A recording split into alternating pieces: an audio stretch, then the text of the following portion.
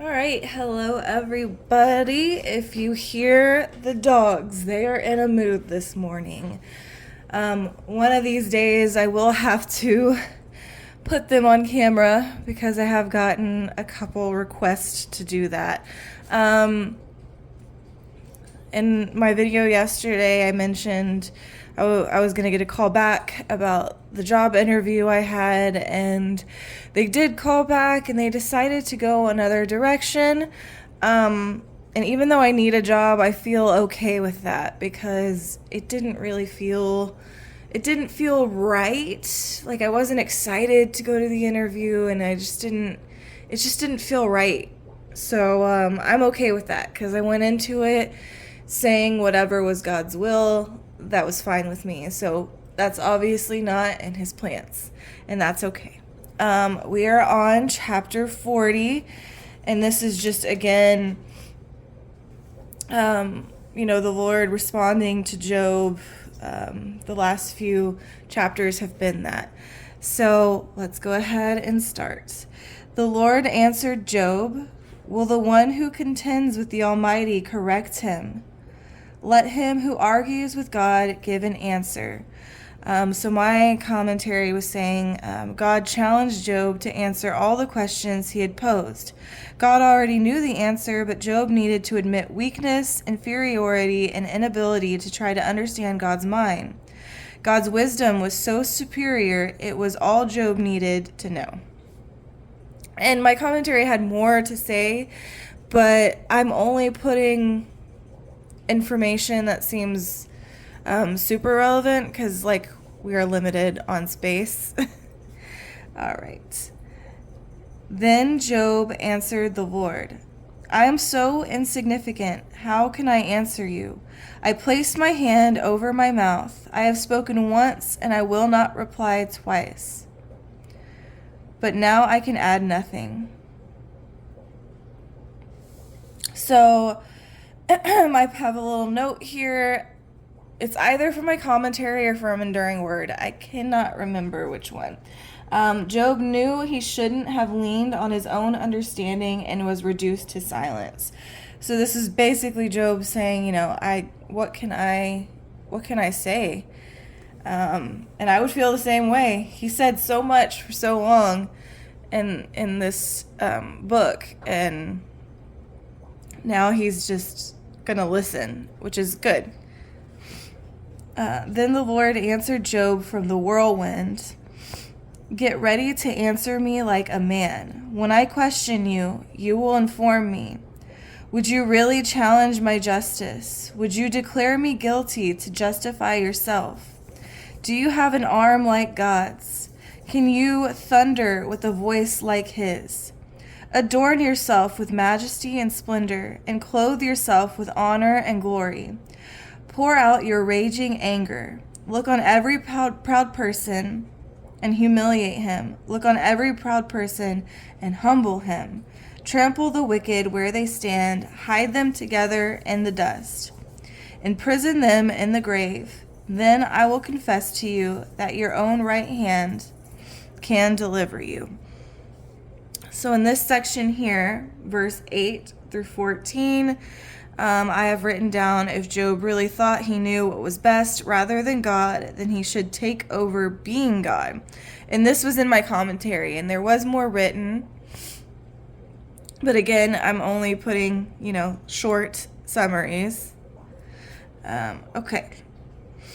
"Look at Behemoth, which I made along with you. He eats grass like cattle. Look at the strength of his back and the power and the muscles of his belly. He stiffens his tail like a cedar tree.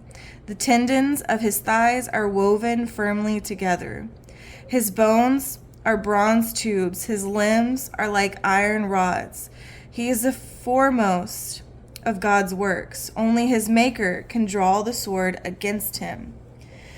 The hills yield for him, while all sorts of wild animals play there. He lies under the lotus plants, hiding in the protection of marshy reeds.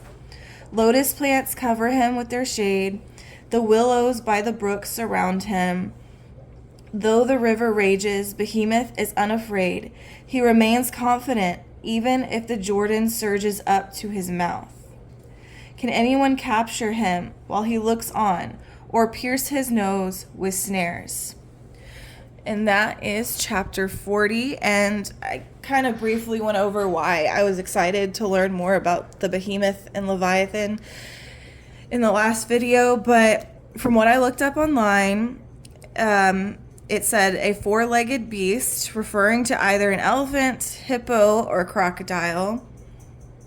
And then my commentary had a lot of notes, so I'm going to grab the commentary in a second to go over exactly what it said. But here in verse 23, though the river rages, Behemoth is unafraid. He remains confident even if the Jordan surges up to his mouth. My commentary did have a note that God is not saying the creature lived in the Jordan, but recognized Job was familiar with the Jordan. So that's just a note that I wanted to make, because you would probably assume that creature is in the Jordan. Okay, 40. Okay, Behemoth.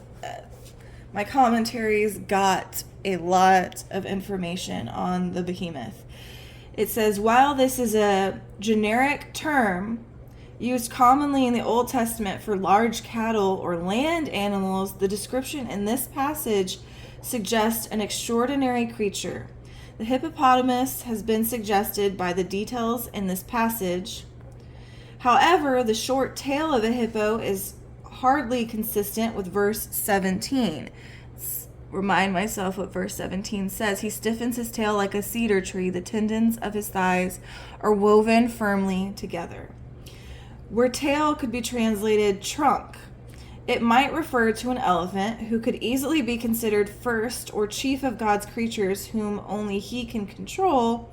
Some believe God is describing his most impressive creation among the land animals, the dinosaur species, which fit all the characteristics.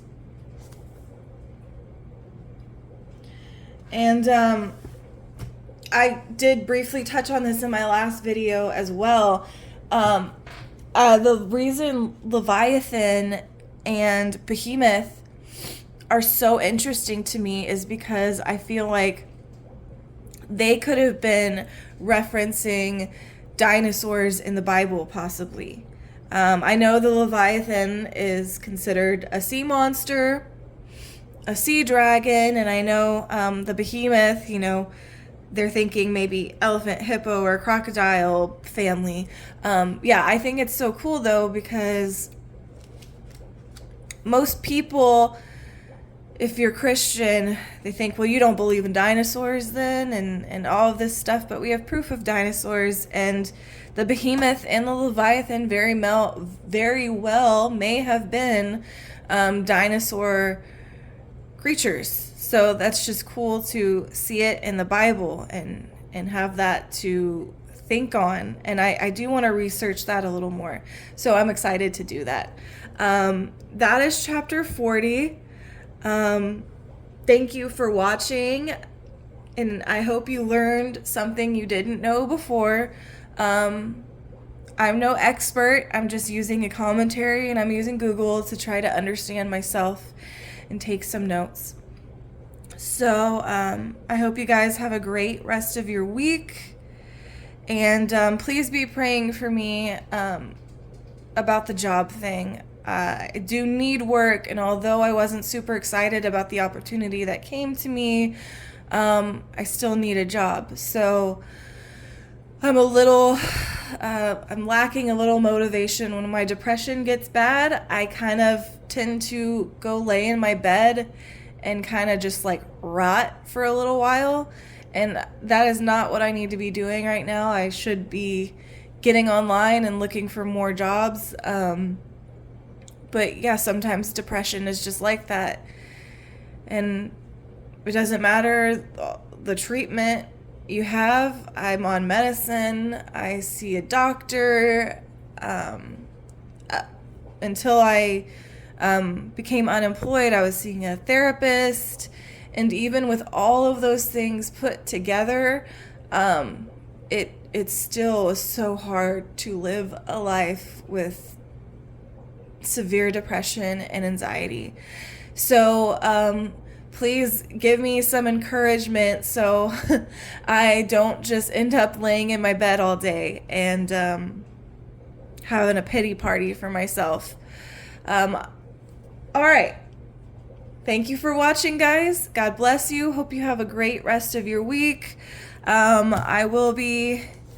probably do chapter 41 and 42 together, and I'll probably post that video tomorrow because they're kind of short chapters, and then we will be done with Job, and then I'll try to focus more on what I want to do with this channel next.